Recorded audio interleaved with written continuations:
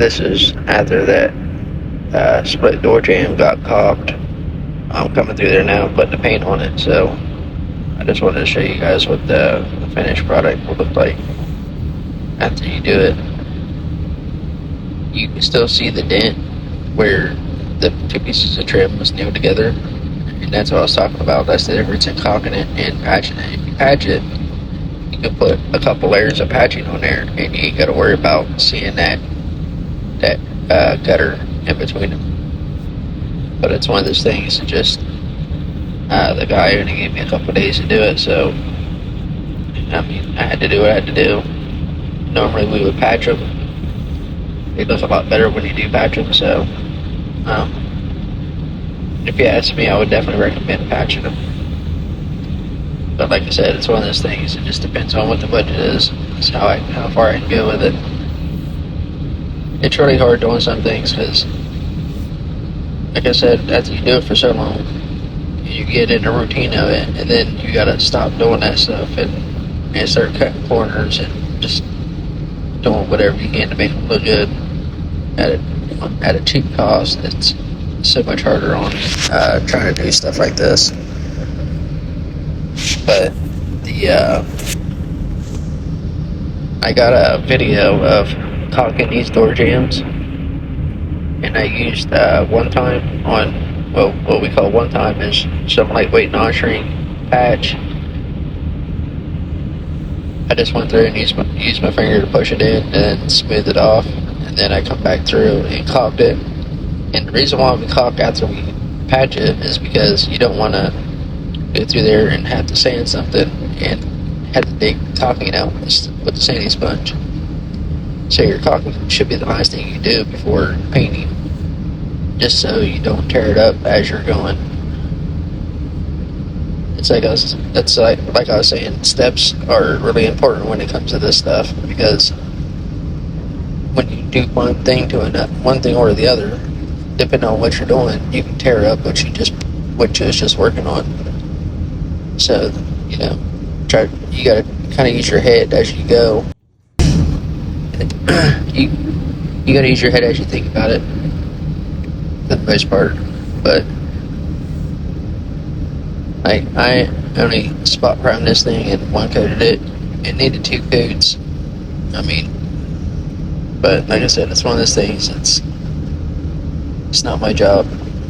I can't tell them what I'm gonna do to it. So it makes it even harder when you know that you're only painting it one time and stuff like that. It don't make no sense. But I got a video of me caulking this door jam too, so if you wanted to see it, you're more welcome to check it out, because I kind of talk about it a little bit more. I talk about how they use two different pieces of trim to make this trim, and then once you caulk it, it kind of seals it, makes it like one piece of wood. But it's just one of those things that you'd have to see it from the start to understand it. But like I said, I hope this video helps. If it does help you, you can help me out by hitting that subscribe button, leaving a comment, or hitting the like button. It all helps. But I'm trying to get it monetized, so any of that stuff, anything will help really. But the subscribers is the main thing. So, and it's totally free, so you ain't gotta pay nothing. But I hope you enjoy.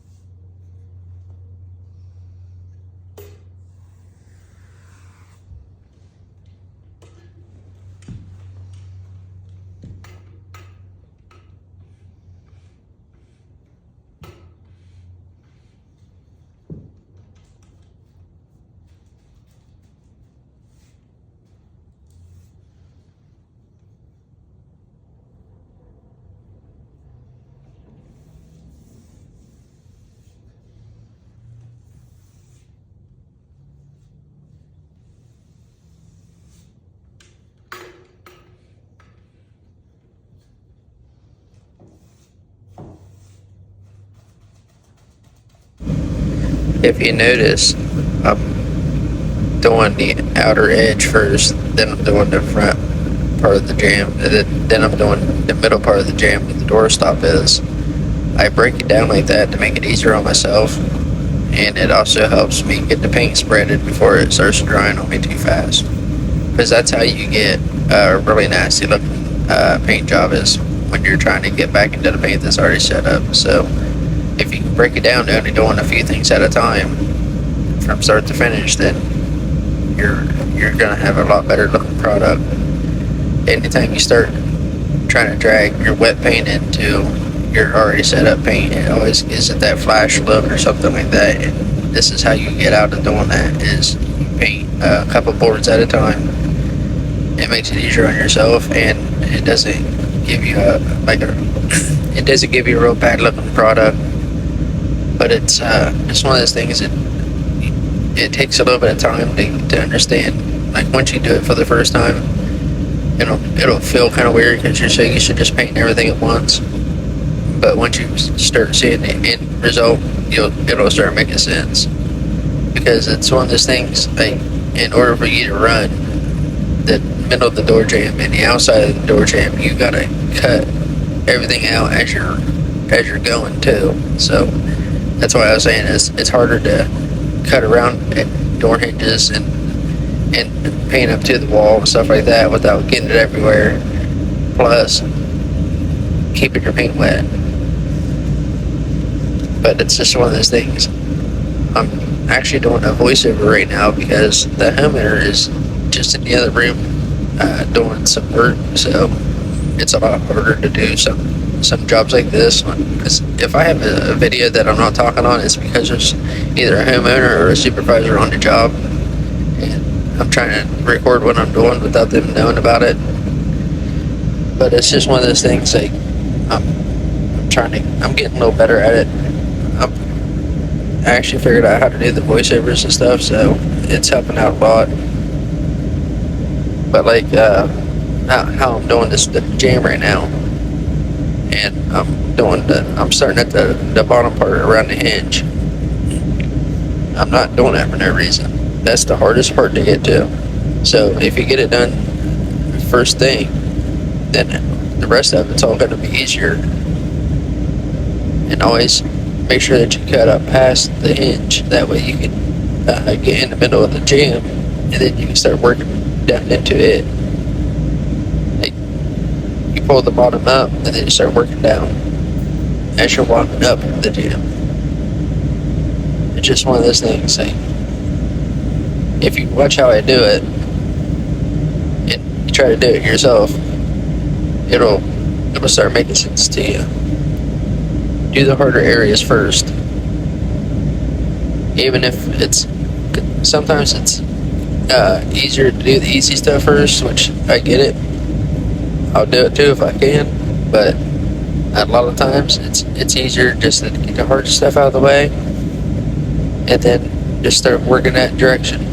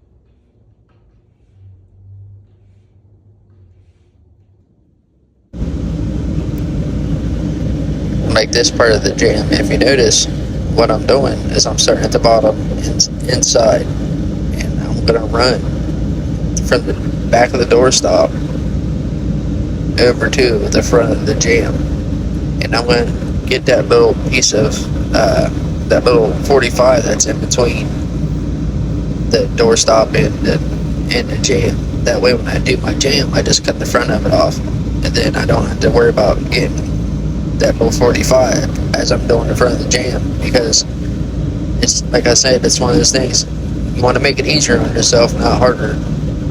So if you hit that with the back when you do the back of the jam and the part I'm doing right now, if you do all that at one time, when you do the part in front of it, you don't have to worry about getting into the front of the jam, because the jam's already done. So you want to use the flat edges to cut off, like for your cutoff points. It makes it a lot easier on things.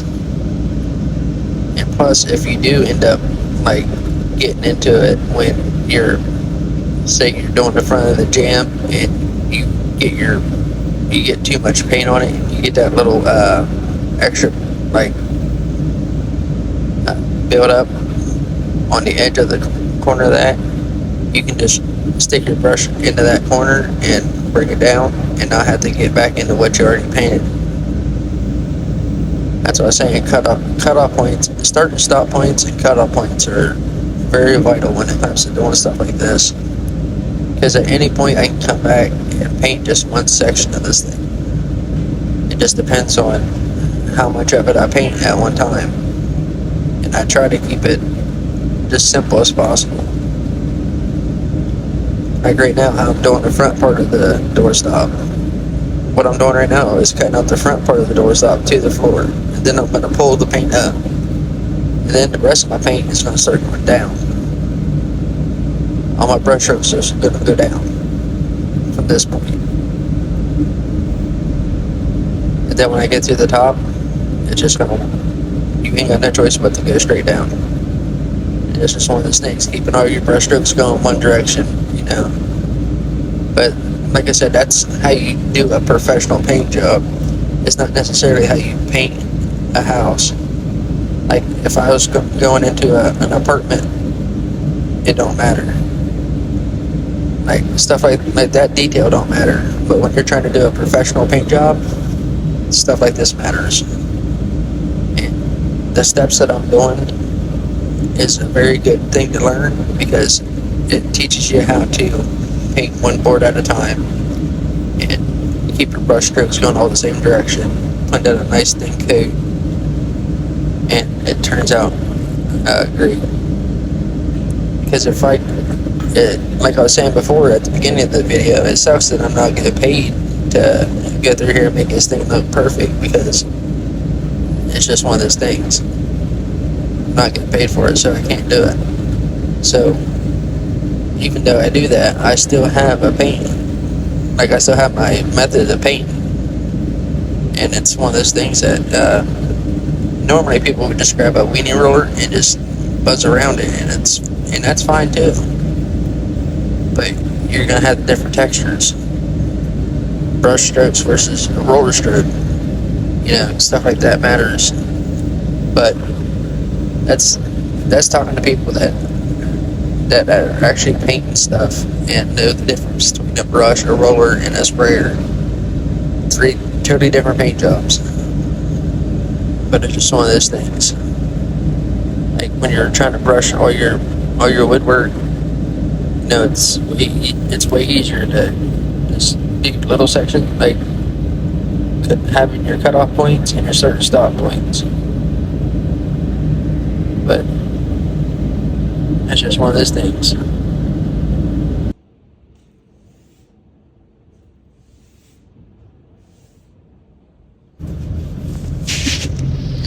If you notice, that's why I started at this bottom on the side that's up against the wall. It's harder to do this than it is to do the front than the side. That's why I was saying you gotta kind of think about how you're doing this stuff. And if it's easier to do it all in one shot, then that's fine. But it's just one of those things, like, you always want to make it easier on yourself. That way you're not overworking yourself and getting all frustrated because you're getting paint on things and stuff like that. Because that's the main thing, is just getting yourself aggravated because you're getting paint on something, or you're tearing something up, trying to paint it. It's just not worth it. So that's why it's easier just to do like like I always try to do the edges first, and then I do the middles. Like, I already did the 45 on the inside, and then I'm going to do this edge, and then I'm going to face it off. Facing it off is where we just hit the front. But it's just one of those things, like, it's something that you got to, it's just a routine that you got to get used to. It only took me about a couple weeks to get used to it, but like I said, I do this every day, so it was something I needed to do. It was actually my old boss that showed us how to do it, and then we had to learn how to do it. Because he told us he wasn't going to hire us because we was so used to working on new builds, and we worried about painting the house in a couple of days and not going in there and painting, like giving them a paint job. Because repaints and new builds are two different things. On a new build, like on a construction side, you was proud that you could paint 5 doors in 15 minutes. Over here, you got about an hour to paint a door. So there's a big difference in how you do something, going from construction work to this kind of work. I'm not saying that construction workers can't do this kind of work. It's just construction workers are a lot harder on things. They don't necessarily pay attention. They think it's good enough or whatever, but when you're a homeowner and you're walking by it every day and you're looking at it and you wonder why it looks like that, it's because 9 times out of 10, the person that you got working on a repaint home type of guy, he's more of a construction worker, like, or whichever, you know what I mean? Like, there's like 3 or 4 different. He can be commercial, he can be residential, or he can be commercial residential. Like, there's all kinds of different scenarios that you can get involved with, and each painter paints different. And it's just like, if I was trying to paint something that was in an apartment, I wouldn't care about it as much as I would an actual home that I'm painting on. I show a house that I'm working on. If I'm working on a house that there's a homeowner that is paying me to paint their house, they have a lot more pride in it. It's just a whole different scenario, you know what I mean? Where an apartment is something that is going to get beat up, damaged, and repainted 10 more times. And it's just a whole different scenario. So it's just one of those things.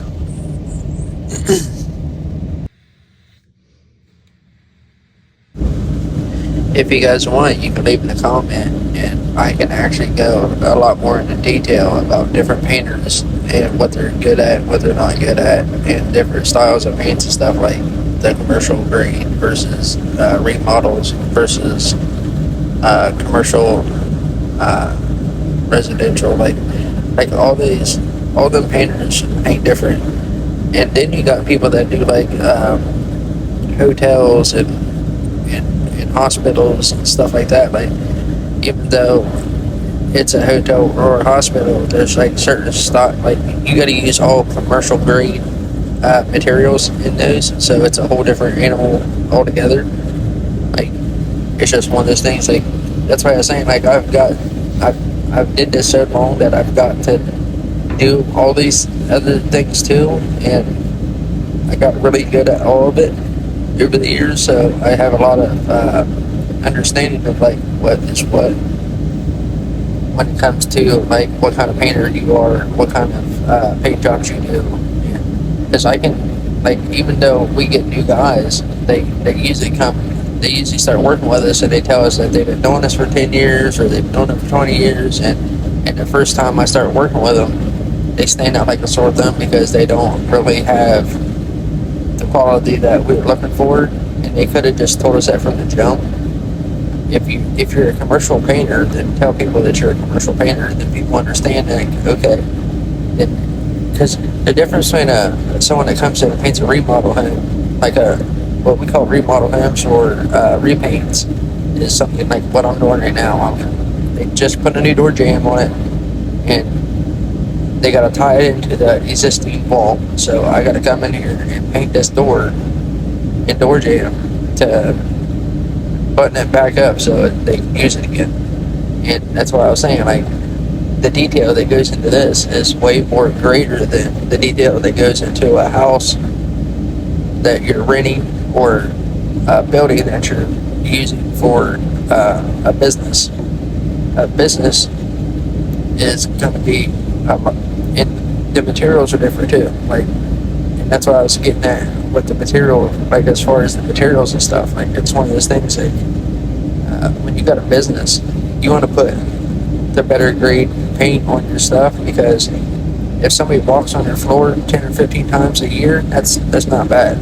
But if you got 100 people walk on your floor every day, that's a problem. And that's what I was saying, like, it depends on, everything matters. And it's easy to sit there and be like, yeah, I can do it, and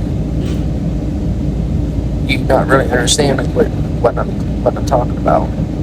So, like, whenever you want to have something done in your house, you got to think about it, because a lot of people think that, oh, I'm just going to get a new bathroom put in, and they don't realize that their bathroom is shut down for the next 3 months because they got to tear it out, rebuild it, reconfigure it, get all these guys in here, electricians, plumbers, tile guys, floor guys.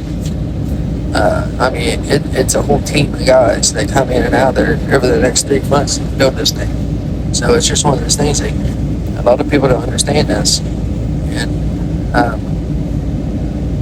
I work around it every day, so I know exactly what goes on. Like this bathroom here, it's probably been under construction for at least 2 months. I'm not sure. It's just a little tiny, it's just a little tiny shower. If you notice that door is on, it's right behind the toilet, and then it's right beside the shower, and there's a sink right in front of me. Like, it's small. It's not big at all. And think about that, 2 months. It sit there for 2 months. But they had floors put in, they had the backsplash put in, they had counter guys in, they had cabinet guys in, they had tile guys in there. Then they had, and the painters should be the last people in there, because we got to tie all this stuff together when we paint the walls and do the trim. We got to tie the trim to the walls, and we got to tie the walls into everything that should get put in. So the painter should be the last person in there. But like I said, if you guys want, tell me in the comment, and I can go into detail about this stuff, because I know a lot of people don't understand this stuff. Like, you want to understand what's going on, but you just don't know the questions to ask, and that's very common. Like, I've talked to many homeowners, and they had no idea that their house is going to get destroyed like it does. Because if I walked out there and showed you the other half of the house, you'd be like, wow. I mean, it's destroyed, and their kitchen is the area that's getting worked on. Not necessarily the kitchen, but the little, they got a big open room hooked onto the kitchen, so at one point they had a big piece of plastic sticking up there, and it was to keep all the dust contained to one side of the house. Like, it was a whole thing. And like I said, the first day I was on this job, there was like 3 or 4 guys working. So there was electricians in here, there was the countertop guy come, and the carpenter. So it's just one of those things that it takes a lot of work to do this stuff. But if you can, hit that subscribe button. Like I said, I can go into more detail about this stuff if you want, but just hit that subscribe button and leave a comment, a mention thing. If you want me to go into more detail about this stuff, I can definitely do that on some other videos, so it's not a problem. I'm more willing to like talk to you guys about this stuff because a lot of people don't realize that so much stuff goes in. Like there's so much involved in getting your house worked on, and like the difference in the different construction workers that you get. Like it depends on if you're going to get a good job or not, it's totally understanding. It can get really overwhelming too, but yeah, hit that like button because, like I said, it all matters. And tell me to the love you. God bless. Just so I don't forget, what I'm doing right now is I'm doing the face of it. What we consider the face is the very front. You got your sides and then you got the front. And that's why I was saying, if you do that little 45, that's in between the door and the face of it.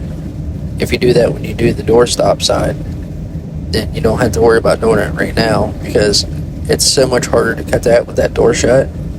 And it's one of those things like you would have to open and shut that door a lot. So it's easier to do that 45 when you're doing the doorstop. But that's what I was saying. Like I've done it so long that I recommend it to anybody I'm teaching. So yeah, that's the whole reason why I do it. That's the whole reason why I do it this way.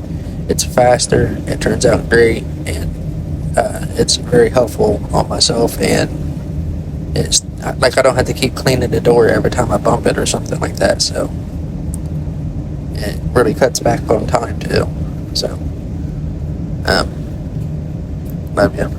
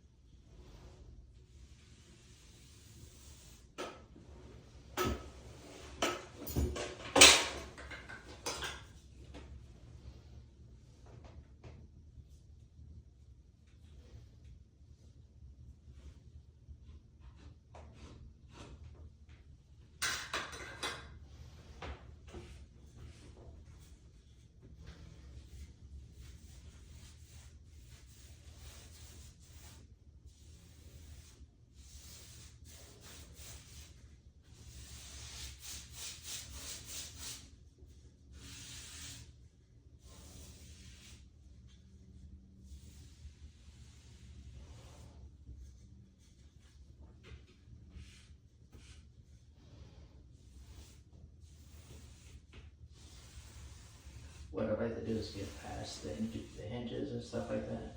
Anytime you got an obstacle in front of you, get past it and then tie it back into the easy spot.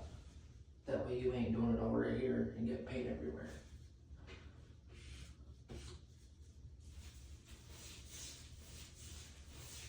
See, I'm gonna blend right here in between the two hinges.